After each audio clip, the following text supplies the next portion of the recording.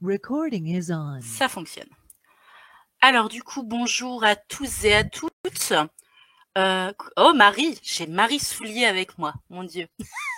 Ça va Marie? Ah, tu m'entends pas? La pression. Ouais. Marie, coucou? Ou pas? Ah, je crois qu'elle nous entend pas. Hop. Du coup, on est là pour faire essentiellement un échange de pratiques. Alors, je vais faire comme la fois dernière. Je vais d'abord vous proposer ce que je fais. Ensuite, on pourra échanger si vous avez des questions. Et ce qui m'intéresse réellement, c'est que vous, de votre côté, vous preniez la parole pour justement présenter ce que vous faites. Hein, c'est vraiment ça qui est enrichissant. Bonjour Fabrice.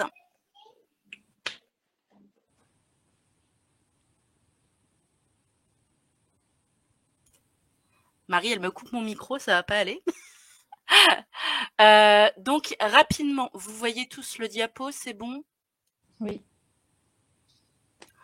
Rapidement, un petit point sur le terme de pédagogie active. Ensuite, j'ai pris 4 grands thèmes: le plan de travail, la classe puzzle, la ludification et le numérique.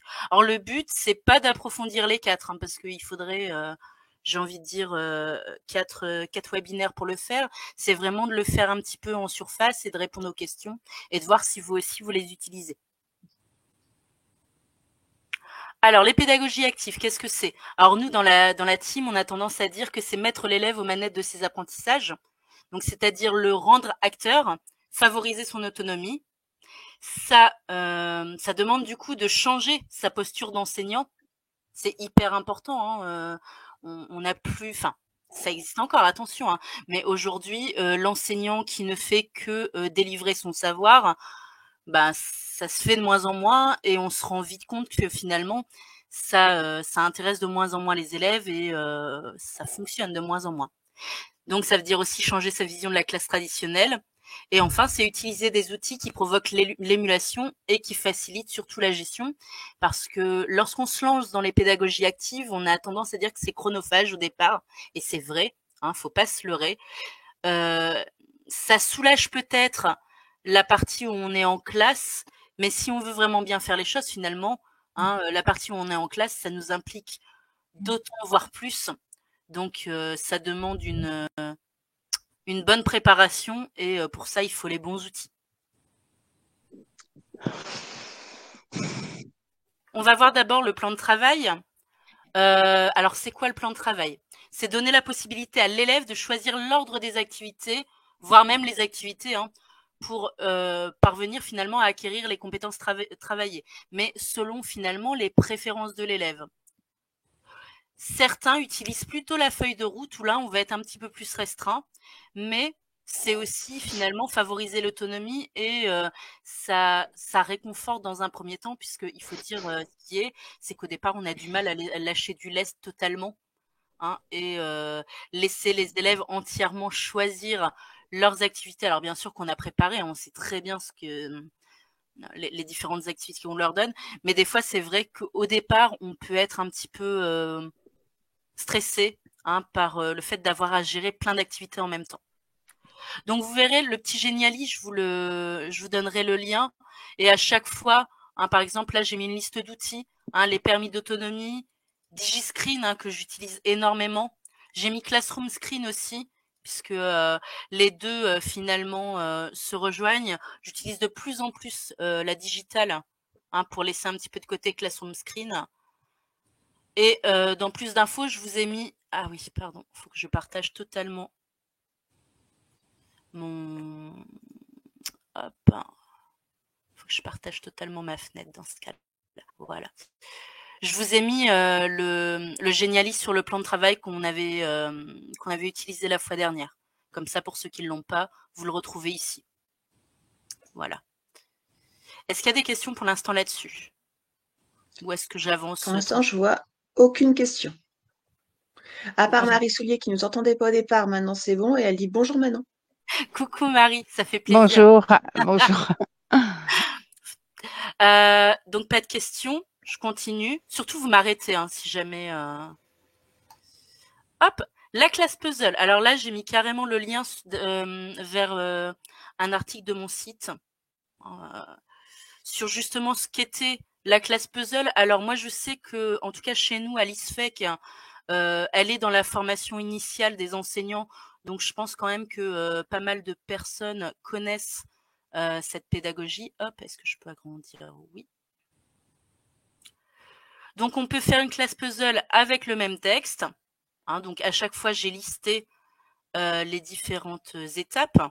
Hein, donc la liste des notions caractéristiques, mouvement du texte. Ensuite, on crée des groupes. Chaque groupe travaille sur une feuille de route d'une des notions.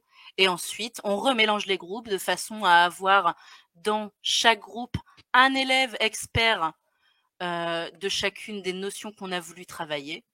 Hein, et ce qu'ils font que finalement, ils vont créer leur bilan, ils vont échanger, ils vont communiquer, ils vont être acteurs. Et franchement, c'est vraiment, je dirais, une des pédagogies que j'utilise le plus parce que pour moi, elle est gain de temps. J'ai une question là-dessus, Manon. Vas-y. Quand tu fonctionnes en classe puzzle, donc Ouais.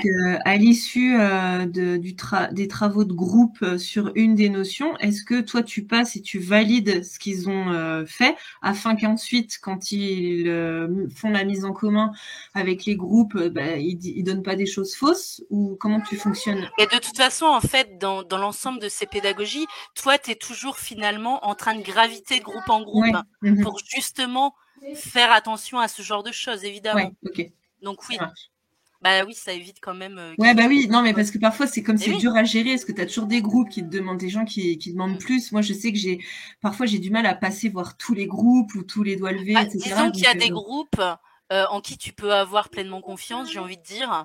Donc tu sais que tu as peut-être un petit peu moins de moins d'attention à leur porter, même si j'aime pas trop parce que c'est pas parce que c'est des bons élèves qu'ils n'ont pas besoin de nous. Mais après, à toi de faire aussi en sorte de créer pas trop de groupes non plus pour justement pouvoir passer dans tous les groupes. Et c'est pour ça finalement que tu as besoin au moins, je dirais, d'1 heure pour chacune des étapes.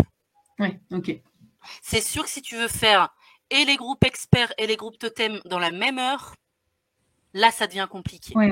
Ouais, non, ça me semble pas faisable par Non, rapport j'ai à. Non, non. tenté. J'ai Ouais. tenté et personnellement, j'ai pas trouvé ça faisable. Alors après, j'ai appelé les derniers groupes, les groupes totems, parce que c'est comme ça qu'ils nous l'appellent à l'ISFEC. Alors pour ceux qui ne savent pas, l'ISFEC, c'est votre ISP dans le public. Moi, je suis dans le Ok, privé. Voilà. ça marche. Et on peut aussi faire, moi j'adore faire, c'est avec des textes différents. Parce que quand je n'arrive pas à faire mon choix, parce que ça m'arrive, j'ai envie de dire à chaque séquence, des fois je n'arrive pas à faire mon choix sur les textes, et ben c'est ma façon finalement de ne pas faire de choix. Alors c'est totalement égoïste là sur le coup, puisque ça me permet justement de travailler tous les textes que j'ai envie de travailler, mais je trouve ça top parce que au lieu de travailler sur un texte de façon, alors peut-être pas descendante, mais en question-réponse, on peut en mettre 3, 5, et finalement, ça permet aux élèves de connaître tous les textes en étant finalement experts de l'un d'entre eux. Et surtout, ça va vous permettre de moduler ces textes, c'est-à-dire que vous allez pouvoir mettre, par exemple, vous travaillez sur les comptes, quand je fais la classe puzzle avec les comptes, pour mes petits niveaux, je vais leur mettre, par exemple, le petit chaperon rouge de Perrault, qui est plus simple. Pour les niveaux, on va dire, intermédiaires, donc pas non plus excellents, mais qui se débrouillent, je vais leur mettre du Grimm généralement. Et pour mes niveaux experts qui se débrouillent vraiment très bien, je vais aller leur mettre du Andersen, quoi. Donc voilà, donc c'est pareil, hein, cette infographie-là, elle est sur le petit géniali que je vous donnerai à la fin. Voilà. Est-ce qu'il y a des questions sur la classe puzzle? Alors n'hésitez Oui, pas du coup à ouvrir les micros également, hein, parce que c'est... oui, moi j'ai une question. Vas-y Elodie. Après, ça concerne une fois que les groupes donc ont fait le travail, qu'ils ont fait la deuxième étape, est-ce qu'il y a une sorte de compte rendu oral devant toute Tu la peux, classe ou est-ce qu'on tu s'arrête peux. là? Ça dépend. Ça dépend ce que toi tu veux. Tu peux très bien faire passer tes groupes, faire passer quelques-uns de tes groupes, ou pas les faire passer. J'ai envie de dire, là, c'est pour moi, c'est vraiment ta liberté. Puis ça va D'accord. peut-être aussi dépendre de ton ressenti. Enfin, moi, ça m'arrive souvent en classe, je sais pas vous, on prévoit quelque chose et puis on a ce pressentiment qu'il faut finalement faire un bilan final avec tout le monde parce qu'on sent que chacun n'est pas forcément hyper impliqué. Enfin, vraiment, je pense que, enfin, encore une fois, c'est mon point de vue, ça va dépendre de ton ressenti pendant ton heure ou tes 2 heures. D'accord. Donc ce serait eux qui pourraient écrire cette espèce de trace écrite finale, Oui. ce bilan. Tout à fait. Ou alors tu leur as distribué peut-être une carte mentale vierge ou D'accord, tu oui. les lances. Voilà. C'est vraiment hyper libre là-dessus. D'accord. Il y a d'autres questions? Moi, j'ai une question. Vas-y, Marie. Parce que la classe puzzle, moi, je connais pas bien et j'ai pas compris ce que faisait le groupe Totem. Alors, en fait, je vais reprendre mon histoire de conte. D'accord? J'ai au départ mes groupes experts. Donc, j'ai dit un conte de Perrault, un conte de Grimm, un conte d'Andersen. Et ensuite, je remélange mes groupes de façon là, du coup, je vais avoir des trinômes. Donc, dans chaque groupe, j'en aurai un qui a du Perrault, un qui a du Grimm, un qui a du Andersen. Et ensemble, ils vont échanger, notamment, imaginons, j'ai envie de travailler sur les caractéristiques du conte. Eh ben, ils vont chacun présenter leur conte, expliquer ce sur quoi ils ont travaillé. On leur a peut-être donné une petite feuille de route sur des éléments à trouver, sur des choses autour desquelles discuter. Et toutes les ressemblances ou les différences aussi qu'ils vont avoir rencontrées, ils vont pouvoir s'en servir pour faire un bilan, par exemple, ici sur le conte merveilleux. C'est clair? Mais donc ils sont tous dans la même tâche, c'est-à-dire ils font tous un compte rendu à toute la classe. C'est ça. Ou en tout cas, ils D'accord. font leur compte rendu sur leur cahier. C'est leur compte rendu. Oui, d'accord. Non, je croyais qu'il y avait un groupe spécifique qui était chargé de faire un petit peu la synthèse, Alors ça, dont tu peux dont le faire le rôle aussi. était le. Tu peux imaginer de faire comme ça aussi. Je pense que c'est dans ce cas-là, ça serait plutôt sur la première phase, enfin la première chose que j'avais présentée. Peut-être cette fois-ci, tu vois, avec si on est sur le même texte dans ce cas-là et que tu les Oui, fais d'accord. travailler Ok. Ouais. sur des mouvements particuliers du texte, tu peux aussi. Oh, C'est bon? merci. C'est plus clair? Oui, merci. Oui, oui, merci beaucoup. Non, Ouais. mais tu fais bien de C'est poser les intéressant. questions parce que c'est vrai que quand on connaît le truc et qu'on a l'habitude de le faire, des fois l'expliquer, c'est pas évident, hein. D'autres questions? Pas? Non? Alors ensuite, j'avais décidé de faire un petit point vite fait sur la ludification. Donc ici, par exemple, différentes façons de ludifier. On peut détourner des jeux de société. Par exemple, moi, j'utilise énormément le Time's Up. On peut concevoir des escape games réels et virtuels. En période de confinement, les escape games virtuels avec Geniali avaient explosé. On les utilise toujours. Et on peut également leur faire construire des jeux. Pour ceux qui avaient un petit peu suivi sur Facebook ou même sur Twitter, je crois, j'avais partagé une petite séquence où justement la tâche finale complexe était de créer un jeu de société. Donc tout ça, c'est pareil, c'est de la pédagogie active. Je vous ai mis sur plus d'infos. Hop, c'était le Geniali qu'on a fait pour la CLIS il y a quelques temps, avec justement tous les différents types de. Et ici, dans plus jeux, hop, je vous ai mis un lien vers mon Google Drive avec pas mal de petits jeux que j'ai été piocher, certains que j'ai fait, enfin, qui est amené finalement à être, comment dire, je vais continuer à mettre des jeux que je trouve dedans, quoi. Voilà. Voilà. Est-ce qu'il y a des questions là-dessus ou pas? Est-ce que vous utilisez les jeux peut-être? Si oui, de quelle manière? Comment tu les travailles en classe? C'est-à-dire, n'hésite pas à prendre la parole, Fabrice. Ou pas. Ah, d'accord. Comment je les travaille? C'est-à-dire les jeux? Alors, si tu parles des jeux avec les... avec les élèves. comment j'utilise les jeux pendant le cours. Alors, ce que je fais généralement, c'est que déjà, j'ai toujours des jeux à dispo pour ceux qui ont terminé. Voilà, ils savent, hein, c'est dans leur armoire. Ils vont chercher un jeu de société s'ils ont terminé. Là, cette année, j'ai décidé de leur en mettre un dans chaque livret aussi pour à la maison. Je pense que ça peut les intéresser et pourquoi pas jouer en famille. Hein, c'est une petite graine qu'on plante. S'ils l'utilisent pas, c'est pas grave. S'ils l'utilisent, bah c'est tout gagnant. Ça m'arrive aussi de faire des séances entièrement dédiées au jeu. Hein. Le virtuel, je les emmène en salle informatique. Je leur mets sur un Geniali que j'ai pu faire. J'avais fait aussi, hop, je vais vous linker j'avais fait un petit jeu vidéo au Pays des Verts que j'aimerais bien un petit peu améliorer par la suite, parce que pour l'instant il y a que les temps simples, où c'est un jeu vidéo à la Zelda, où finalement ils résolvent des énigmes en conjuguant des verbes et ils traversent les villages. Vraiment, enfin, j'ai pas une façon de travailler les jeux en classe. Tu vois, par exemple, quand je vais leur faire construire un jeu de société, donc où c'est vraiment tout vient d'eux, et je vais forcément avoir une séance où je vais leur faire découvrir plein de jeux de société différents. Parce que je peux pas leur demander de concevoir un jeu de société si ils ont pas toutes les cartes en main, quoi. Voilà. D'autres questions sur les jeux ?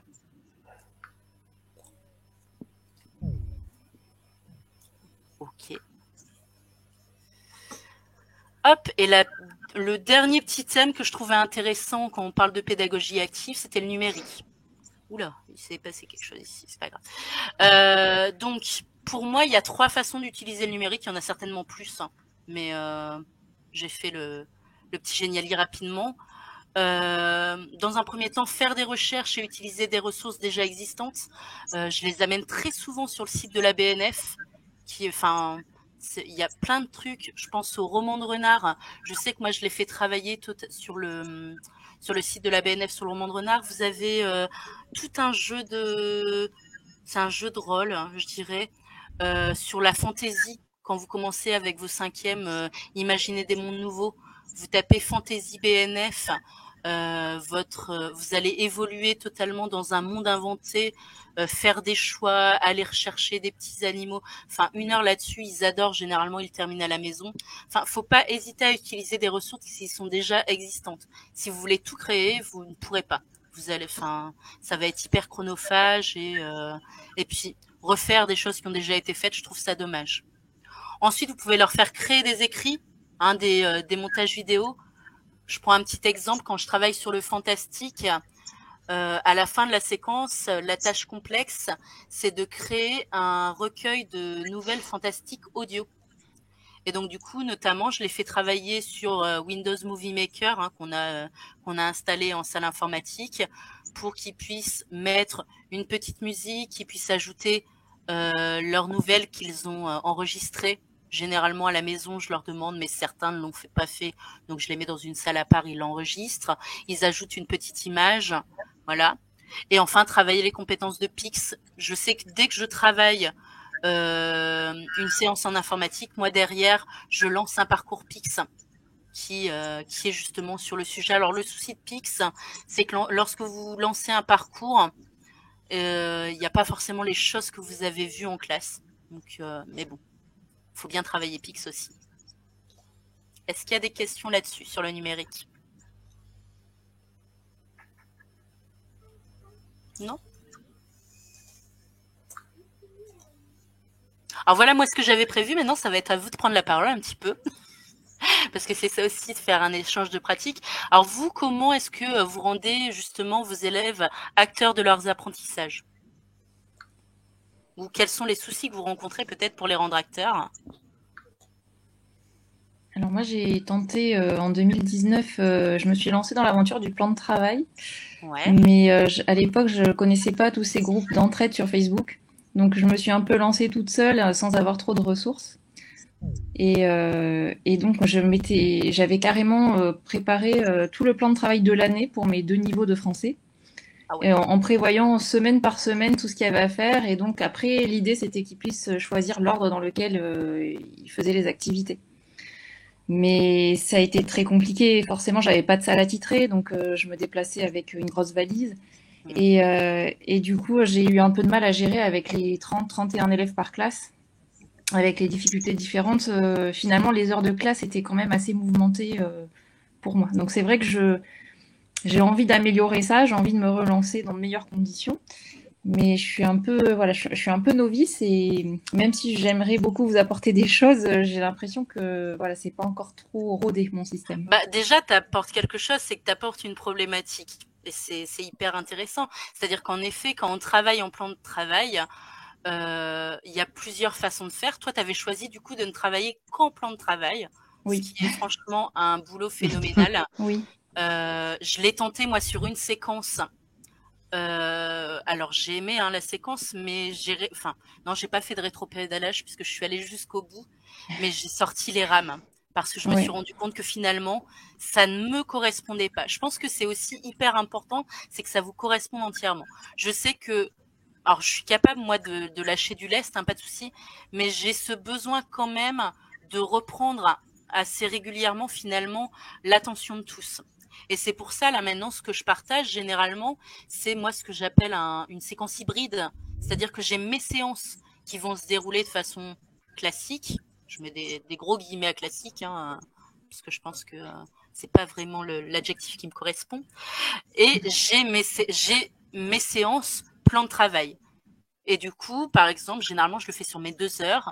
J'arrive au début de mes 2 heures. Au tableau, je marque plan de travail. Mes élèves savent ce qu'ils doivent faire. D'accord. Mais voilà. Est-ce que c'est quelque chose qui pourrait te convenir peut-être? Faut tester. Ouais, je pense que je vais, ouais, enfin, comme toi, je vais me diriger vers quelque chose de beaucoup plus hybride, avec des temps en commun. Je pense que c'est important, ils en ont besoin, parce qu'ils sont pas habitués. C'est des enfants qui, depuis le CP, sont formatés pour être assez passifs. Et c'est ça qui m'embêtait jusque-là. Donc je voulais les rendre actifs, mais quand ils arrivent au collège, c'est difficile. Ils sont déjà bien formatés. Donc c'est dur de les faire sortir de cette zone de confort, on va dire. Je dirais qu'il faut y aller petit à petit. Moi, je sais que je pense que j'ai eu la meilleure expérience cette année. J'ai eu une classe de 6e, franchement, mais des perles. Pourtant, j'avais 14 élèves à besoins éducatifs particuliers dans cette classe-là. C'était un choix. C'était un choix. Et en fait, en travaillant, j'ai fait vraiment de la pédagogie coopérative, collaborative. Et justement, avec le plan de travail, ça a hyper bien marché là-dessus. Après, ma classe de 4e, par exemple, ça n'a absolument pas marché. J'ai rarement fait du plan de travail avec mes 4e. Je pense que ça dépend aussi finalement de la classe qu'on va avoir. Mathilde, je pense, pourra en parler. Je pense que c'était 5e, toi, cette année, où tu n'as vraiment pas pu faire ce que tu voulais au final. T'es coupé, Mathilde, le micro. Non, ça n'a pas du tout fonctionné avec les 5e de cette année, alors que je les avais tous en 6e l'an dernier et que ça fonctionnait l'an dernier quand ils étaient en 6e. C'est ce qui m'a fait enrager le plus. Donc, je sais pas, il y a un truc. Je pense que c'est l'adolescence ou je sais pas, mais ça fonctionnait l'an dernier. Les mêmes élèves, mais pas avec les mêmes groupes. Et cette année, il n'y a pas eu moyen. Et Donc, ils l'ont regretté en fin d'année. Ouais. Donc, je pense qu'en effet, on a tendance. Tu nous disais que tu avais tout préparé pendant l'été. Alors, chapeau, parce que moi, j'arrive jamais à tout préparer pendant l'été. Mais finalement, du coup, est-ce que lorsqu'on fait ça, on se force pas à suivre ce qu'on a fait parce que justement, on l'a préparé? Oui, et puis on tient pas la cadence, en fait, c'est impossible. Donc, en plus, si tu avais tes programmes semaine par semaine, enfin, moi, je suis admirative. Parce que déjà, si j'ai mon programme à la journée, je suis contente. C'est ça, ouais, c'était utopique. J'y suis pas du tout arrivée. Donc, c'est pour ça qu'il faut vraiment que je retravaille le système, c'est sûr. Alors, est-ce possible d'expliquer dans les grandes lignes ce qu'est le plan de travail et le fonctionnement? Alors, rapidement, oui, ça va être... c'est possible. Attends, je vais retourner. Hop. Tu vas avoir accès au petit Geniali que j'avais utilisé pour le dernier webinaire sur justement le plan de travail. Hop, rapidement. Hop, on avait dit que finalement, le plan de travail en français, en tout cas, moi, je voyais 3 façons de l'utiliser. Soit en étude de la langue, on entend souvent parler d'ailleurs des ceintures de compétences. Je sais que certains l'utilisent, j'ai essayé, j'ai pas réussi. ça me correspondait pas.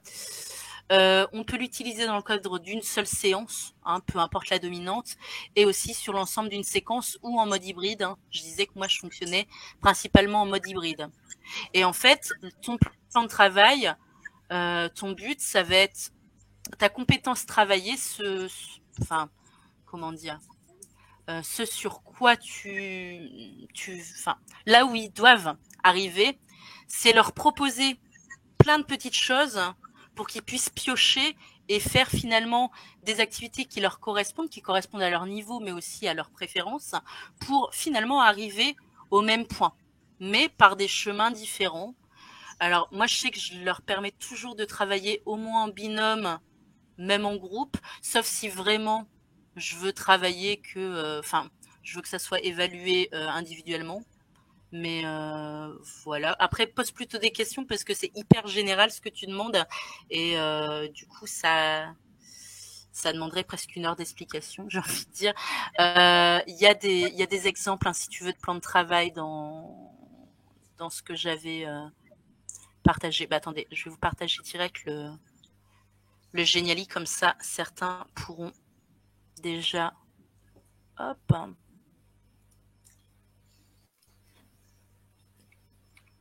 Voilà, ça sera plus simple. Alors, je savais pas, Marie, tu sauras me dire, je savais pas si je pouvais rentrer, mais je pense que si. La tâche finale complexe, ça se rentre, hein, dans les pédagogies actives, finalement. On est d'accord? Alors, oui. est-ce que j'ai mon micro ou pas? Ouais, c'est bon, là, on t'entend. On m'entend, d'accord. Oui, absolument, oui. En fait, le plan de travail, c'est un cheminement, hein, c'est une organisation de séance qui propose des chemins différenciés. Donc, ça permet de mettre en avant la différenciation. Au départ, c'est pour ça que ça a été fait avec des forces et des niveaux différents, des ressources qui sont mises dans le plan de travail sous forme de QR code ou si c'est numérique avec des liens. Et à l'intérieur, bien entendu, il y a une tâche complexe. C'est pas une succession, contrairement à ce qu'on voit quelquefois, c'est pas une succession d'exercices, hein, que l'on pourrait faire. C'est à chaque fois, il y a des comptes rendus, il y a des mises en commun. Donc, il y a des tâches complexes qui peuvent être évidemment mises à l'intérieur des plans de travail. Et c'est une façon d'organiser sa séance. Oui, c'est ça. Lorsqu'on a, par exemple, un énorme effectif, hein, ça peut être intéressant parce que on peut organiser une mise en activité de l'ensemble des élèves par l'intermédiaire de ce plan de travail. Ça libère aussi du temps. Hein, ça libère forcément du temps au niveau de la parole magistrale de l'enseignant qui peut du coup être un peu plus efficace et aller au sein de la classe. C'est pour ça aussi que je vous disais au départ que, attention, hein, c'est pas parce qu'on prépare tout à l'avance qu'après on a les fesses posées sur un siège et qu'on attend que ça se passe. Non, le plan de travail, vous devez être actif, vous devez passer de groupe en groupe ou les faire venir à vous, c'est possible aussi. Mais c'est pas, entre guillemets, travailler plus avant pour bosser moins après. Non, mais c'est vrai que parfois on peut se méprendre, hein. J'aurais une petite question pratique, peut-être un peu naïve, mais par rapport à la constitution des groupes, parce qu'on a toujours, je pense aux pédagogies des îlots bonifiés. Pendant un temps où on nous disait qu'il fallait les mettre par affinité, mais on se retrouve quand même très souvent à avoir les très bons qui se mettent tous ensemble, les élèves qui sont en extrême difficulté, ils sont tous ensemble, et j'ai du mal à gérer cette cette disparité de niveau là quand il s'agit de les mettre en groupe. Alors, est-ce que vous avez des techniques? Est-ce qu'il y a des choses qui ont fonctionné? Voilà. Alors encore une fois, j'ai envie de te répondre, ça dépend de ce que tu fais. Non, mais c'est vrai. Hein. Alors là, on était dans les plans de travail, par exemple. Alors les plans de travail, moi généralement, je leur laisse décider, parce que des fois, j'ai des élèves qui préfèrent travailler seuls. Hein, je pense à mes petits autistes, des fois, qui ont ce besoin, et je m'en fiche en fait. Donc des fois, ils vont être seuls, des fois en binôme, des fois en groupe. Il y a vraiment, alors dans la classe puzzle, par contre, là, je fais mes groupes, parce que justement, mes textes sont souvent de niveaux différents. De niveaux différents, donc c'est toi qui... Alors que le plan de travail, non, je les laisse faire, parce qu'en fait, ils avancent à leur rythme. Et c'est vrai, alors je te rejoins totalement sur le fait que généralement, quand ils vont choisir généralement qu'il y ait quelqu'un qui est de leur niveau. C'est quelque chose que je n'explique pas non plus, mais c'est vrai que je l'ai remarqué. Mais voilà. Encore une fois, hein, c'est une réponse de Normande, ça dépend. Non, mais c'était pour savoir si vous aviez, enfin voilà, c'est vrai que moi c'est le problème que j'ai, c'est qu'après il y en a qui avancent très bien. En fait, je l'ai testé en me basant sur le travail de Déborah, je crois, sur Arsène Lupin, qu'elle a partagé. Je me suis dit tiens, je vais tester en reprenant des idées puis en reprenant ce qu'elle avait fait. Pour essayer de me lancer un petit peu parce que je n'osais pas trop, donc je me dis allez, je vais essayer avec ce qu'elle avait publié en reprenant son boulot. Et puis voilà, je me suis retrouvée, j'ai dit bon vous vous mettez par affinité, mais c'est vrai qu'il y en a qui avancent vraiment. C'est ça en fait, j'ai eu du mal à gérer ceux qui avançaient bien parce qu'ils étaient dedans, parce que ce sont des bons élèves, et ceux qui qu'on a du mal, qu'on se traîne un peu, et puis voilà. Parce qu'en fait, quand ils ont terminé, du coup, tu as le souci de qu'est-ce que je leur fais faire, c'est ça? C'est ça. J'avais pas forcément anticipé ça, donc c'est pour ça que je me suis fait une petite note avec, par exemple, armoire à jeu ou des choses comme ça, ou des choses en parallèle. J'ai un classeur aussi avec des coloriages magiques, avec. Voilà, tu vois, faut que j'anticipe ce genre de truc. Mais c'est vrai que gérer ça, puis il y en a qui se contentent quand même de peu. Ils ont l'impression qu'ils ont fini le boulot et du coup il faut reprendre avec eux. Voilà, il y a cette disparité moi que j'ai du mal encore à gérer quand ils sont en groupe sur un plan de travail ou sur une feuille de route. Ah mais parce que je pense vraiment que c'est en effet une des difficultés qu'on rencontre tous. Après oui, pour tes très bons qui finissent et qui font correctement ce que tu leur as demandé, il faut que tu les nourrisses à côté. Ça c'est certain. T'as aussi la technique du tutorat qui peut fonctionner, mais moi le tutorat pour moi c'est vraiment pour les élèves volontaires. Je vais pas obliger. Ouais, c'est difficile parce que, ça. Un élève qui n'a pas envie d'aider un autre, il a le droit de pas avoir envie. Et c'est peut-être en voyant les autres faire que ça va lui donner envie. Moi, je sais que par exemple cette année j'avais un élève en 6e. Dès qu'il avait terminé, enfin des fois même avant, il fallait qu'il lise. Alors c'était des mangas, des BD, il était à fond là-dedans. Mais du coup, c'était en fait sa carotte. Parce qu'il avait tendance à le faire même pendant les temps de travail. Donc ça, j'avais dû le reprendre un petit peu. Quand t'as tes collègues qui viennent te voir et qui disent pendant que j'explique mon cours, il lit. Bah oui, mais alors du coup, il écoute pas. Si, il est capable de répondre à ce que je lui demande. Je dis oui, parce qu'en fait, il est capable de faire les deux choses à la fois. Donc voilà, laisse-les lire, laisse-les mets quelque chose à leur disposition. Je te dis un petit classeur, les petits jeux de société. Moi là dans le livret cette année, ce que je vais faire, c'est que justement j'ai une page qui est réservée à Madame, j'ai fini, je fais quoi, avec plusieurs idées. Si t'as qu'est-ce que tu appelles livret maintenant?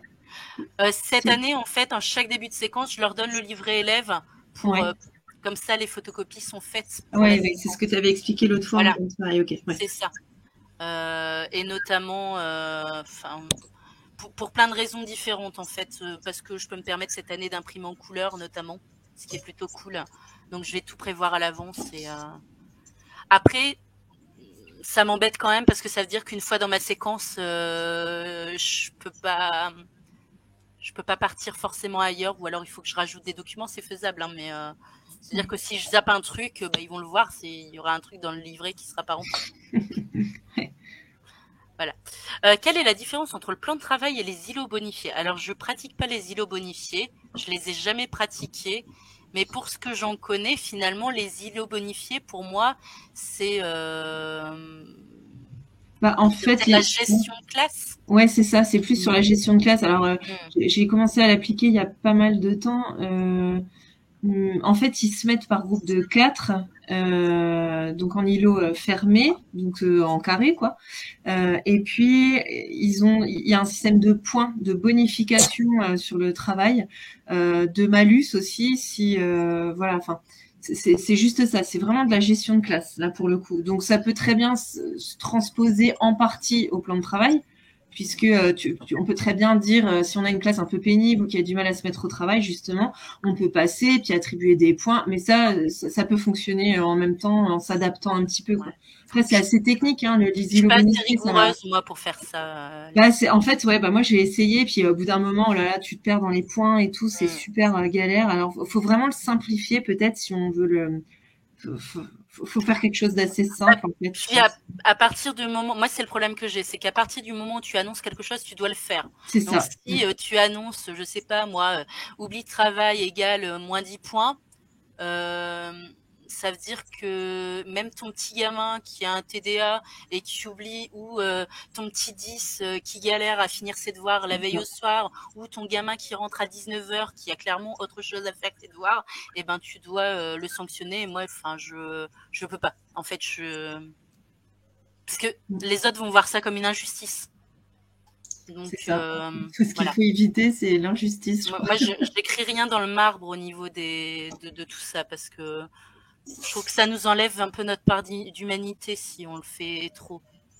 Enfin, après, c'est encore une fois, hein, c'est ma façon de voir les choses. Marlène, non, tu n'es pas la seule à exploser le quota de photocopie, mais moi, j'ai pas de quota. Enfin, on a voulu nous mettre un quota, et je suis allée dans la photocopieuse enlever le code. Parce que faut pas déconner quand même. On a des manuels, nous, qui datent de 2005, 2006. Il est hors de question que... Voilà. Dommage que je n'ai pas de micro, mais je travaille en îlot, mais compliqué par chat, oui. Je peux vous donner ma fiche en pièce jointe, mais je sais pas où avec Jitsi. Écoute, Fabrice, soit si tu l'as sur un drive, tu peux nous mettre le lien. C'est hyper intéressant. Sinon, si tu peux le mettre dans les groupes, c'est top. Enfin, franchement, c'est pareil, hein, je suis admirative pour les... Alors, en îlot ou en îlot bonifié? Parce que si j'ai bien compris, encore une fois, c'est pas forcément la même chose. Bonifié, d'accord. Alors, moi, j'ai cru voir que certains avaient une petite fiche, justement, sur l'îlot où ils notaient les choses. Voilà. Après, non, c'est vraiment une pédagogie, moi, que j'utilise pas, donc là-dessus, je peux pas vous dire grand-chose. Est-ce qu'il y a d'autres questions ou d'autres échanges, d'autres présentations? Par exemple, le numérique, vous l'utilisez comment? Vous avez une salle info, vous avez des tablettes dispo tout le temps? Parce que, encore une fois, hein, on peut pas... Enfin, selon... Alors nous, en Haute-Saône, on a des élèves qui ont été équipés de tablettes. Donc, ils ont chacun une tablette. Donc ça, on a vraiment de la chance. Ah, j'avoue. Ouais. Et du coup, tu as tendance à les utiliser régulièrement en classe ou... Ouais, je les utilise quand même parce que parfois je reprends des génialies qui sont partagées par les collègues, comme tu mettais par exemple, tu vois, les jeux sur les verbes, etc. Donc souvent en fin de séances de grammaire ou de choses comme ça, hop, je les mets dessus, ils font des jeux, ils s'affrontent, même parfois c'est pas mal. Tu vois d'ailleurs, c'était toi qui nous parlais pour tes élèves qui ont déjà terminé et finalement. Ouais. Tu vois, en fait, le seul souci. Ouais, le seul souci, c'est que parfois, tous les collègues ne l'utilisent pas, la tablette. Donc, les gamins, c'est lourd dans leur sac. Et souvent, c'est l'argument qu'on a. Alors, on leur dit, non, mais vous devriez privilégier cet outil-là. Et puis, l'avoir toujours sur vous. Parce que même quand ils ont une heure de trou ou quoi que ce soit, ils peuvent se mettre là-dessus et puis rebosser des choses. Ils ont accès au cahier de texte là-dessus. Enfin, voilà. En plus, elle fonctionne bien parce qu'on en a eu d'autres qui étaient plus lourdes et qui fonctionnaient pas. Ça se connectait pas au Wi-Fi. C'était une catastrophe. Là, maintenant, ça fonctionne bien. Donc, c'est bien, mais souvent je leur dis tiens, sors ta tablette, je l'ai pas, alors c'est un peu compliqué, donc faut ça commence à aller mieux, mais ils l'ont pas forcément. Ils n'ont pas leur propre salle, hein, peut-être. Non, c'est ça. Ils tournent beaucoup, donc après, donc j'utilise comme ça. J'utilise beaucoup le son. Moi, je fais énormément de choses avec le son, aussi bien des podcasts que je leur fais écrire des podcasts, des émissions de radio, des interviews, l'enregistrement, toute la fonction enregistrement. Je leur fais manipuler. Puis là, cette année, j'ai investi dans un petit micro qui permet vraiment d'enregistrer des bruitages, des choses comme ça, puis après de manipuler sur Audacity, ça fonctionne bien. Et voilà, donc ça, j'utilise pas mal de numérique comme ça faire des interviews. C'est toi qui avais partagé le document sur le podcast, non? Est-ce que j'avais partagé ça? Parce qu'il y a un document qui est passé hier ou avant-hier justement sur le podcast. C'est pas moi qui l'ai partagé, non. Non. Faudrait que je fasse. Ouais, est-ce qu'on a eu une formation là-dessus? Si ça intéresse des gens, je pourrais aussi partager quelque chose, le contenu de la formation. Ça, c'est pas mal. Ah Voilà. bah, Là, avec j'utilise. plaisir. Ouais. Bah écoute, ouais, je vais penser à faire ça, puis je le partagerai. Tout ce que je sais sur le son, parce qu'on peut faire énormément de trucs. On a reçu un auteur cette année dans le cadre des petites fugues, donc un auteur de poésie contemporaine, et j'ai fait faire un podcast aux gamins, et du coup, ça peut servir à plein de choses. Le son. Et du coup, ton podcast, tu l'utilises en tâche complexe finale? C'est ce qu'ils Ouais, doivent. c'est un peu ça. Ouais. Ouais, parce qu'en fait, ils avaient chacun des missions différentes par rapport à l'auteur et ce qu'on avait lu de l'auteur. Et après, moi, je me suis chargée, parce que bon, c'était chronophage, c'était en 3e, donc je me suis chargée de faire le montage final. Mais ils ont choisi ce qu'ils voulaient mettre, ce qu'ils voulaient dire. Je les ai enregistrés aussi. On a enregistré la rencontre avec l'auteur. Enfin voilà, ça a fait. Donc eux, c'est vrai qu'ils avaient pour le coup comme un plan de travail où ils avaient chacun une tâche à exécuter. Ou après, à un moment, on a mis tout en commun. Enfin voilà, j'ai fait un peu ça comme ça venait, parce que Bah, généralement, c'est ce qui fonctionne le mieux, hein. ouais, puis après, bon, au moins après, des fois, faut pas hésiter à se lancer, ceci pour dire ça. Enfin, même si on n'a pas tout qui est prêt, complètement nickel, en fait, le faire, le gérer, peut-être un petit peu au feeling, et puis en reprenant des idées par-ci par-là, puis après peut-être le mettre de manière plus carrée sur un document. Et au moins, ça permet de voir ce qu'on peut faire, pas faire, ce qui a marché, pas marché. Voilà. Parce que en fait, si on attend d'avoir le truc tout nickel et tout ça, en fait, on se lance jamais. Donc voilà.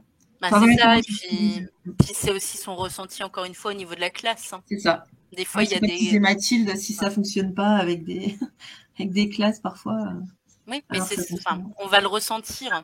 Donc finalement, se lancer dans quelque chose d'un peu nouveau avec une classe où vraiment le feeling passe très bien, et ben justement, ça nous permet de garder des bonnes expériences et de réajuster le tir peut-être pour l'année d'après pour préciser certaines choses qui ne seraient pas aussi bien passées avec une classe un peu moins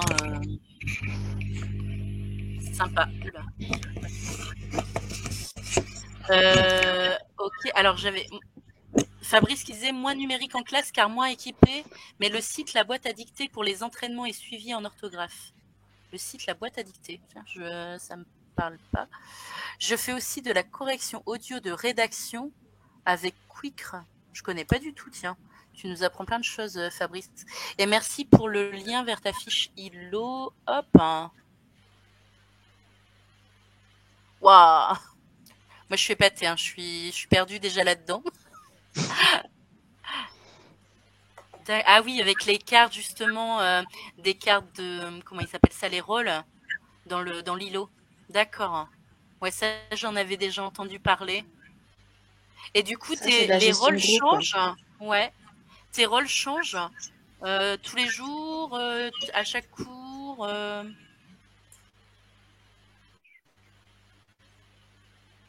Ça m'impressionne moi là.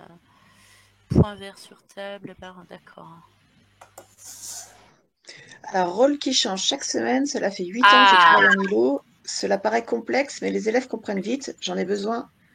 Après, j'ai besoin de travailler en coopérative. Oui. Ah bah de toute façon, la coopération, ça fonctionne super bien. C'est Et moi, en collaboration. collaboratif. D'accord. Alors, moi, je vais poser une question parce que je vais passer pour... voilà. Quelle est la différence que vous faites entre coopératif et collaboratif? Alors, ma question est peut-être bête, surtout pour une prof de français, mais je préfère la poser parce que je ne dois pas être la seule à me la poser. Maintenant, tu mérites des tapes sur les doigts. Pourquoi? On en a parlé longuement ensemble quand on a créé le mastodonte. Ah Tu bon. disais que c'était de la coopération et je te disais non, c'est de la collaboration. Alors, Bah, tu vois, bah, ça a dû vraiment me marquer. Collaboration, même tâche pour tous. Coopératif, chacun apporte de l'eau au moulin. D'accord. Donc ouais. La classe puzzle, c'est du coopératif, alors que le plan de travail, c'est du collaboratif. Ok. Je vais essayer de retenir, mais je poserai sûrement la même question dans un an. Ok. Non, mais c'est top, c'est ouais, c'est sympa. Je vais garder ça de côté au cas où on me pose la question. Mais après, oui, je me doute que la feuille peut paraître complexe, mais que toi, tu t'y retrouves parce que généralement, quand on a créé l'outil, on a l'impression que c'est plutôt simple pour nous, hein. Donc, ça m'étonne pas. C'est comme quand on fait justement nos feuilles pour les plans de travail, hein, on a tendance à mettre plein de choses dedans. Ça nous semble très lisible. Et quand on le distribue aux élèves, généralement, on a oh, mais tout ça. Ben oui, oui. Après, pour l'attention, je travaille en Coniclass pour l'évaluer. Ok. C'est vraiment dommage que tu puisses pas parler parce que je pense que tu aurais plein de choses top à nous dire. C'est quoi Coniclass? Ah, c'est quoi Coniclass? Demande Elodie.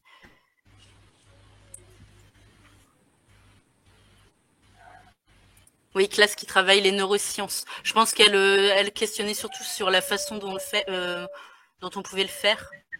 Donc moi, je sais que ouais, mémorisation. Moi, j'utilise la fiche de mémorisation active une fois par semaine généralement. On met 3 questions dans la fiche de mémorisation active. 3 questions que veulent mettre. Et ensuite, on vérifie le lendemain que c'est retenu. Si le lendemain c'est retenu, je les réinterroge à J+7 et ensuite c'est à J+30. Mais après, ça c'est un travail aussi à faire à la maison. Moi je le dis souvent aux parents hein, que c'est mine de rien un travail qu'on peut faire au quotidien à la maison. Oula. Je vais couper le micro ici. Hop. Voilà. Les flashcards, oui, à utiliser. Seul ou à deux. Les flashcards, tu les fais en... C'est commun ou ils ont tous leurs flashcards personnels? Je les donne et en début d'heure, on les révise. D'accord. Donc c'est toi qui décides quels vont être les termes importants à réviser pour la séquence, je suppose. Ouais, c'est compliqué de leur faire. Mon mari avait essayé une année de leur faire créer justement les flashcards pour ceux qui avaient terminé en avance. C'était du bonus, mais finalement, c'était, enfin, sur un site où ils les fabriquent. Oui, car trop d'erreurs et une présentation pas claire pour tous. J'ai cru voir que la digitale avait un truc pour faire les flashcards, mais non. Digital, flashcards, j'ai pas encore utilisé. Il y a plein de nouveaux trucs sur la digitale que la carte. Alors, si on fait carte, créer ci-dessous une série de cartes composées d'un recto et d'un verso. Du coup, c'est vachement. En fait, c'est bien parce que je te Vas-y. disais ah non, je te disais Digicard. Digicard aussi le fait. Bah oui, c'est ça. Regarde. Non, à DigiTools. Attends. C'est pas la même chose. Ah, attends. DigiCards. Regarde. Créer une carte. D'accord. Bah, ça a l'air encore plus simple DigiTools parce que du coup, tu prends tes trucs et ça te les génère. Donc, à voir. Oui, carte, ça j'avais lu. Le papier est surtout un cadre autour des cartes pour renforcer l'attention. Hop. Créer une série de cartes. Ouais, c'est ça. Ok. Et du coup, tu peux les imprimer parce que tu me disais que tu faisais en version papier après. C'est ça? Remarque, c'est pas plus mal en effet parce qu'en plus, si on n'a pas accès au numérique tous les jours, c'est pas plus mal. Ouais. J'avais aussi une collègue qui, pour parler de mémorisation, fonctionnait avec des enveloppes. Elle avait ses enveloppes J+1, J+7, J+30 et elle s'arrêtait là. Et les élèves, du coup, savaient qu'ils devaient réviser toujours ceux à J+1. Quand les J+1 étaient bons, ils les passaient dans l'enveloppe J+7. Alors, ça avait l'air d'être assez un micmac particulier, mais ça semblait bien fonctionner. Ouais, Marlène, tu pourrais montrer ce que ça donne? Dans mes classes, les élèves ont toutes les leçons en format fiche de mémorisation active à la fin de leur feuille de route et l'ont aussi en mode jeu sur Learning Apps. Ah ouais, si tu peux prendre si tu Ouais, veux si la tu peux le main sur le partager. partage. Hop. Tiens, je te laisse le partage d'écran à ta dispo. Si tu veux nous montrer tout ça. Alors, je vais essayer de faire au mieux. Je vous retrouve le document et puis dès que je suis prête, Ouais, je vous le t'inquiète. partage. Pas de souci, on continue de papoter à côté. Une A4 en 5 parties. D'accord. Non mais vous voyez, on a tous des petits trucs sympas comme ça qu'on peut partager, qui vont donner des idées. C'est aussi le but de ce genre d'échange. Hein. Alors, hop. Mémorisation par les flashcards, cours de français, Monsieur Auberti, ok. À chaque notion essentielle à retenir du cours, les élèves fabriquent une flashcards. Création d'un jeu de 3 enveloppes pour classer les flashcards en fonction du niveau de mémorisation. Ah bah tiens. Facile, réviser tous les 4 jours. Moyen, réviser tous les 2 jours. Difficile, réviser tous les jours. Une flashcard peut changer d'enveloppe en fonction de la réponse donnée. C'est-à-dire que si ils n'ont aucun souci à s'en rappeler, ils les mettent dans la facile. C'est ça? Ok. C'est super intéressant. Et ça, ils l'ont dans leur cahier? Chaque jour en classe et à la maison si pas court, technique de l'arrosage. J'adore. 10 minutes en début d'heure par binôme. D'accord, parce que moi, c'est une enveloppe qu'ils ont au début de chaque chapitre La carte avec les flashcards pour le chapitre. Mais donc toi, c'est au début du classeur. Alors moi, je fonctionne en cahier. Au début du classeur, ils ont les 3 enveloppes et ils mettent au fur et à mesure. Une Toute l'année. évaluation par semaine. Donc tu peux en piocher une à un moment donné en... D'accord. Qui soit en juin, un truc qu'on a fait au mois d'octobre, quoi. C'est hyper intéressant, franchement. Sur la flashcard, question, c'est des contenus assez longs, c'est reste des petites choses. Enfin, c'est quoi en fait qu'est-ce que vous mettez comme type de généralement, c'est des. En fait, T'as la ça aille définition. vite. Enfin, je sais pas. Généralement, t'as la définition et il faut trouver le mot. Ouais, c'est ce genre de choses, quoi. Enfin, ça reste que, enfin, ça reste. C'est déjà bien. Mais des définitions avec. Ça peut être, par exemple, construction du conditionnel présent. Tu vois? Ah ouais, ok. D'accord. Sur les figures de style. Ouais, figures de style et tout, ok. Ouais, super. Vas-y, Marlène. Ou un auteur et qu'est-ce qu'il a écrit. Ok. Oui, ça peut être ça, ouais. Moi, ils aimaient bien mettre les auteurs. Alors, dis-moi juste Manon où je dois cliquer précisément. Alors, tu dois avoir le 3e petit carré, c'est activer, désactiver oui, c'est partage bon. d'écran. Allez, j'y suis. Alors, pour faire simple, je vais faire tout l'écran.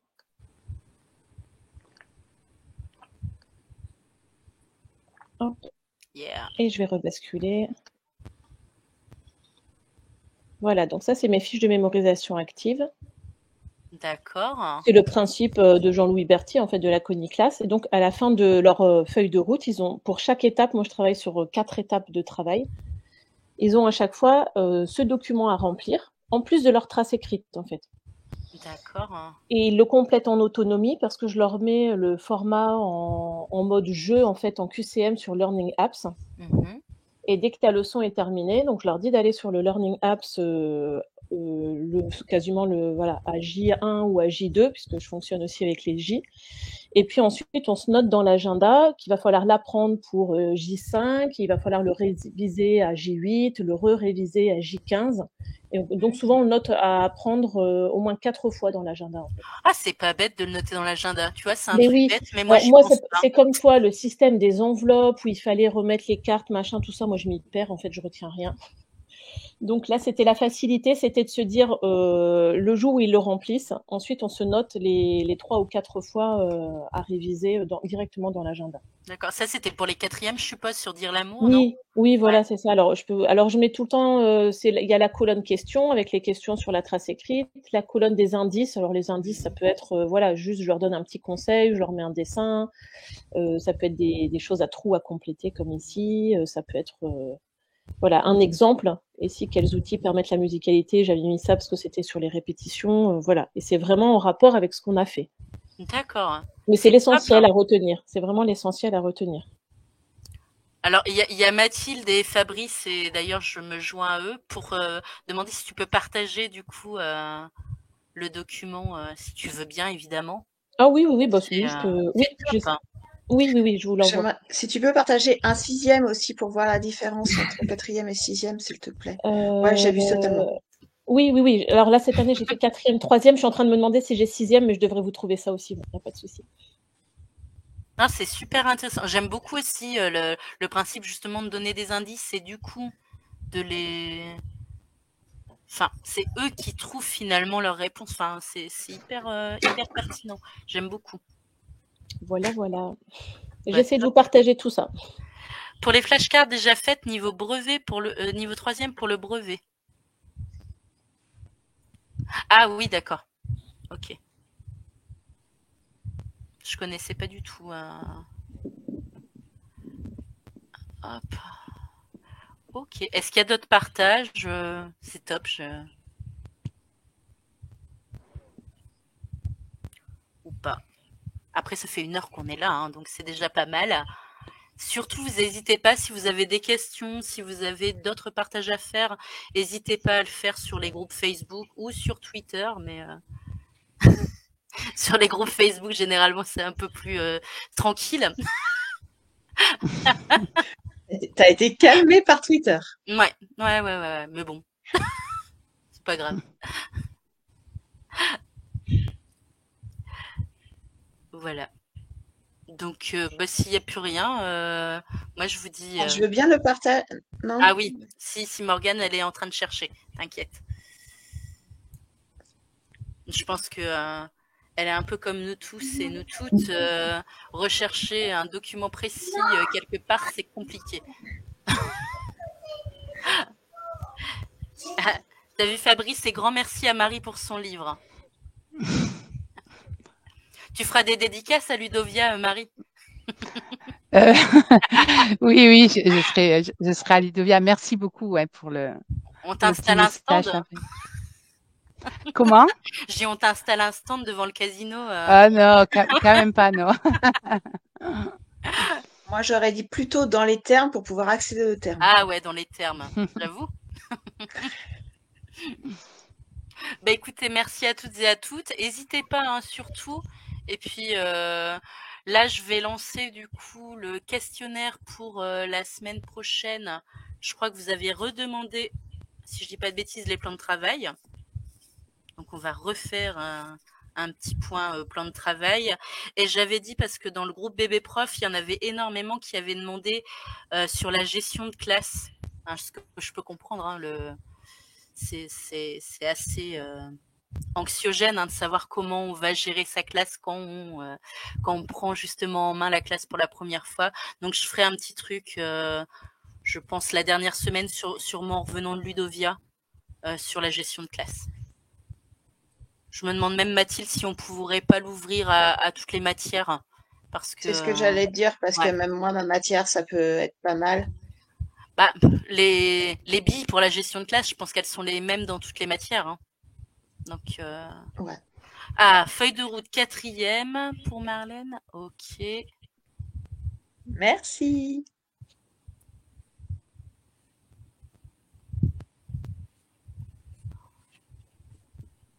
Oh, c'est un sacré livret. Hein. Ah, donc, tu commences par un pass culturel, en gros par un QCM pour savoir ce qu'ils connaissent déjà, et ensuite, tu attaques ton truc. Bah, mine de rien, la petite éval diagnostique en début de séquence, ça te permet de savoir sur quoi tu vas pouvoir ou devoir insister. Moi, je sais que je le fais beaucoup en langue, l'éval diagnostique. Je le fais pour chaque début de chapitre, même si c'est différent. Mais je le fais à l'oral, en fait. Je le fais pas. Je me dis, ça peut être pas mal à l'écrit. En langue, si tu veux, moi, ils ont une éval diagnostique et en fonction du résultat de leur éval diagnostique, là, je vais avoir une feuille de route différenciée. Et notamment sur le bilan que je vais leur donner. Ceux qui ont 0 connaissance, je prends sur le présent de l'indicatif, je leur donne le bilan. Je vais pas m'embêter à leur faire construire le bilan. J'aime bien parce que Marlène s'excuse quand même parce qu'elle n'a pas Roméo et Juliette en drive, désolée. Vraiment. Vraiment, c'est abusé. Hein. Non, mais Marlène, elle a déjà partagé la sur la place publique au moins.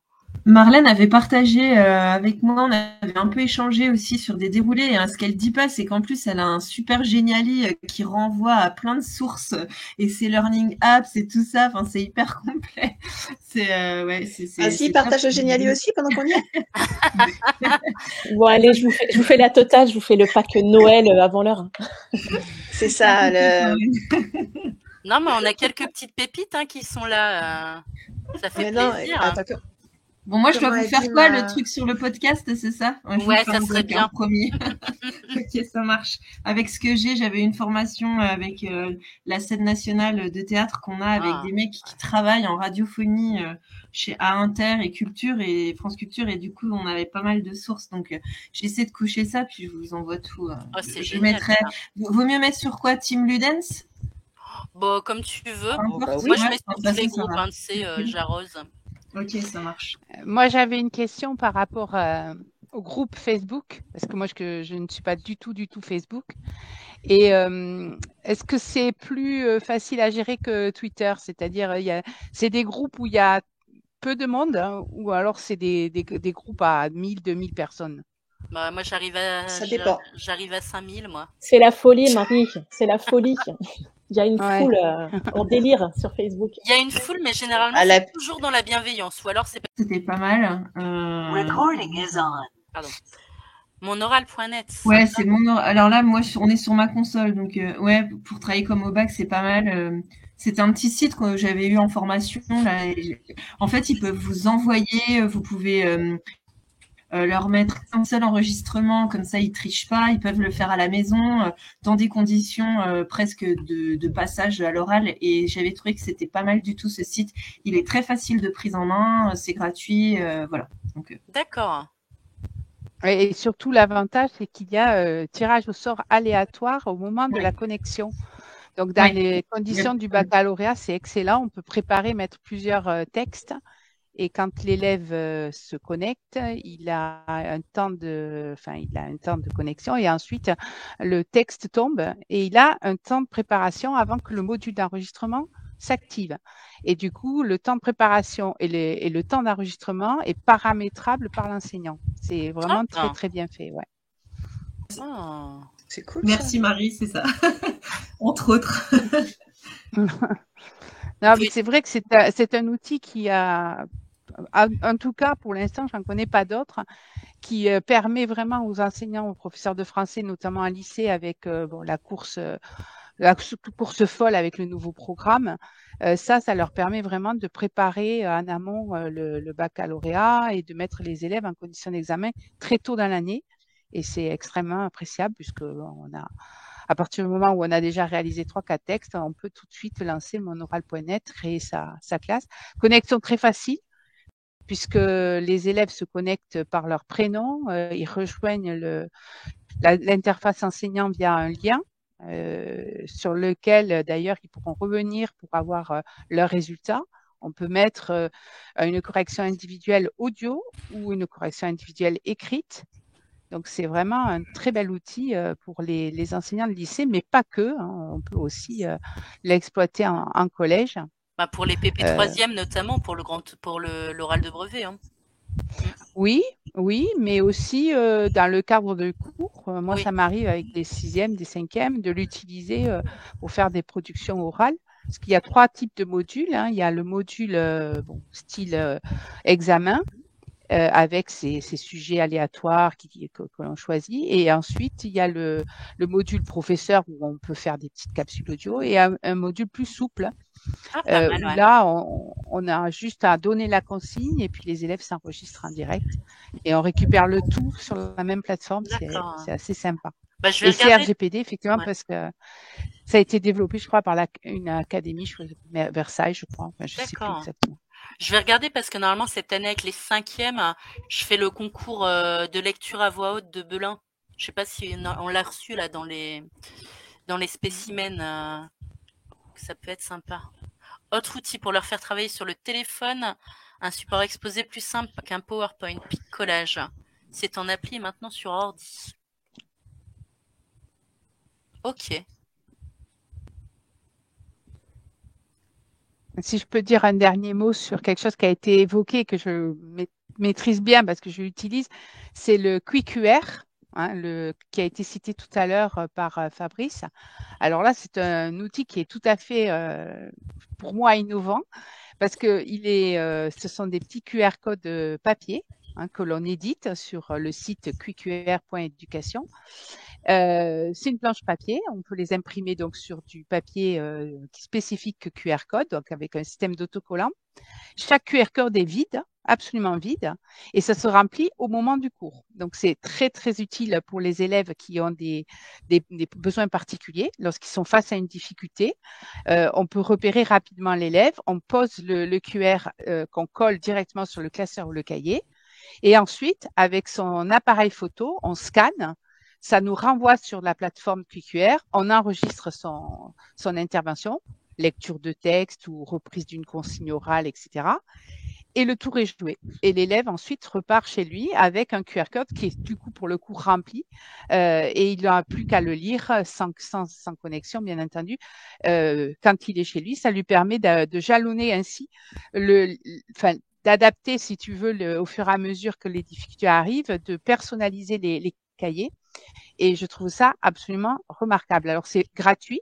Il y a une option payante qui est, à mon avis, qui est pas indispensable, qui permet d'éditer plusieurs types des planches de QR code avec le même numéro. Donc, ça veut dire que là, on peut faire une remédiation pour l'ensemble de la classe. Donc là, c'est option payante, ce qui est une livre sterling par mois, c'est un abonnement. Ou alors l'option gratuite, et à ce moment-là, on édite une planche avec des QR codes tous différents, avec des numéros différents, ce qui signifie que c'est destiné à des usages particuliers pour des enfants qui ont des besoins particuliers.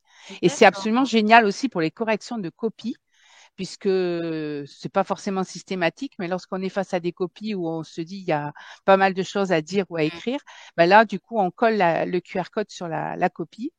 Et pour le coup, c'est très efficace parce que là, les élèves savent qu'il y a du contenu derrière et prendront certainement plus de plaisir à écouter ce que vous avez à leur dire qu'à lire des appréciations qui sont assez formelles. Voilà. Bah, pour les copies Donc, de brevets blancs, aussi. ça doit être sympa. Pardon? Je dis pour les copies de Oui. brevets blancs, ça peut être. Oui, ça peut être sympa, mais pour oui, je veux dire, dans l'usage quotidien de la classe. Tout à Moi, fait. j'ai toujours une planche de QR code et ce qui est assez intéressant, c'est que comme toujours, quand on utilise souvent un outil, les élèves sont habitués. Et aujourd'hui, j'arrive à avoir des élèves qui vont emprunter les QR codes, qui vont détacher un QR code pour aller faire une capsule audio à un camarade génial. qui n'a pas compris quelque chose. Et donc, c'est assez, je trouve que l'usage, du coup, finalement, est très facile pour eux.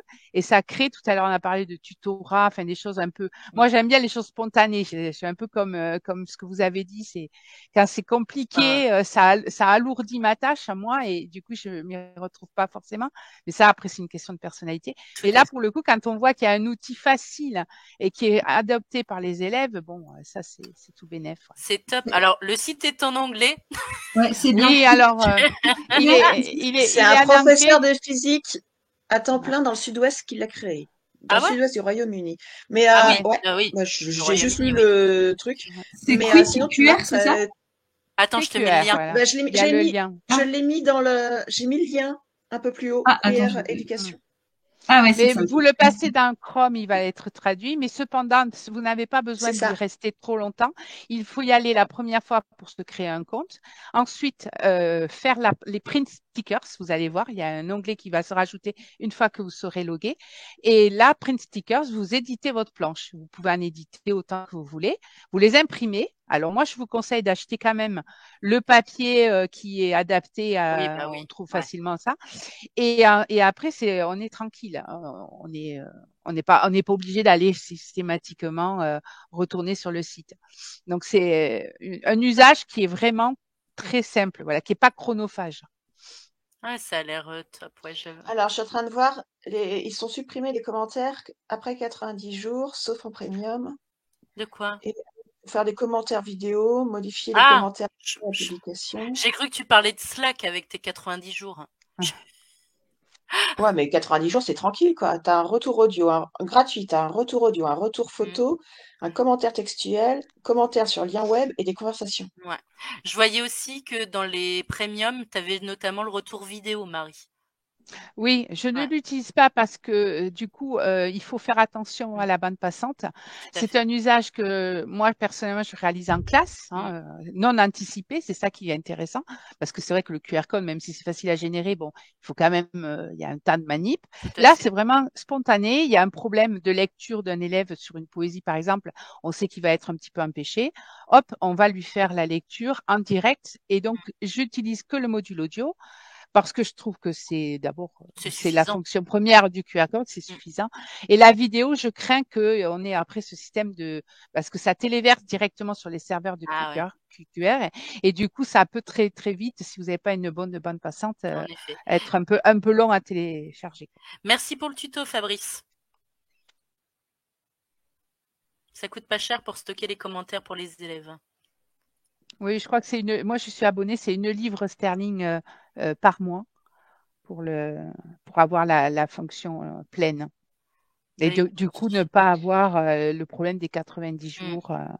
1,50 Ah, Ouais. voilà, c'est ça. si on veut si on veut chipoter. En souscription annuelle et 2 livres sterling en souscription mensuelle. Ok. Ça fait 18 livres sterling par an, ça va, c'est. Bah top. Ça fait plein de petits nouveaux outils à découvrir. Ça fait 21,60 €. Tu fais la comptable? Non, c'est celle qui voit changer de devise et qui est passée en euros pour voir ce que ça donne. Ah, d'accord. Alors j'ai juste cliqué sur un truc. Non, non, je suis pas assez douée pour ça. Bon, bah top tout ça. Bah écoutez, je vais vous dire merci. Je vais vous Merci beaucoup. souhaiter de bonnes vacances parce qu'on a encore quand même au moins 19 jours, même 30, ouais, de 20. Je Non, crois que la pré-rentrée c'est le d'accord. 31, c'est ça? Oui, Ouais. C'est le ça. 31. Super Morgane, merci à toi en tout cas. Merci aux collègues qui ont Ah, proposé. est-ce que je peux Ouais. j'ai une petite demande à faire, Vas-y Marie. notamment à la team du dance en l'occurrence, mais je suis à la recherche de tout ce que vous pouvez trouver sur le Petit Prince en termes de jeux ou d'activités. Donc, tout ce qui concerne le Petit Prince m'intéresse cette année. Donc, D'accord. si jamais vous avez des choses, vous pouvez me les faire Ah, passer. Alors, j'ai moi, je suis sur Twitter. Là, je viens de m'inscrire sur le groupe Facebook Pédagogie Active. Mais sinon, par Manon, je peux récupérer. Enfin, Et toi aussi sur si vous la avez ça. demander sur le groupe de la team du Yes. Bah, je vais regarder ça. Moi, je l'avais vu un truc. Ouais. Moi, j'ai Ça me rien. parle. Il Ça y a me le parle. parc du Petit Prince en Alsace, mais Ouais. Un peu loin pour moi. Écoute, si jamais je vois ça, et puis oui, on va faire une demande dans les groupes. Peut-être que des collègues auront ça pour toi. Oui, ben là, je vais peut-être, du coup, ça peut être une C'est première pour tes introduction dans cinquièmes, le c'est groupe. ça? C'était cinquième Oui, que c'est tu... ça, Ouais. ouais, c'est pour ma simulation Ouais. globale et j'arrive à la fin de la construction. Et là, j'ai besoin d'un petit jeu, je vais voir comment finir l'année avec un jeu, quoi. Ouais. Ok. Je regarde ça et puis je t'envoie si je trouve quelque chose. D'accord. Parfait. Parfait. Allez, des bisous à tous. Prenez soin de vous. Merci beaucoup en tout cas. Mais de rien, merci à vous. Salut, merci à tous. Merci. Merci Manon pour Au l'initiative. revoir. À Ludovia. Oui, à Ludovia, ouais. Au revoir. Au Au revoir. revoir.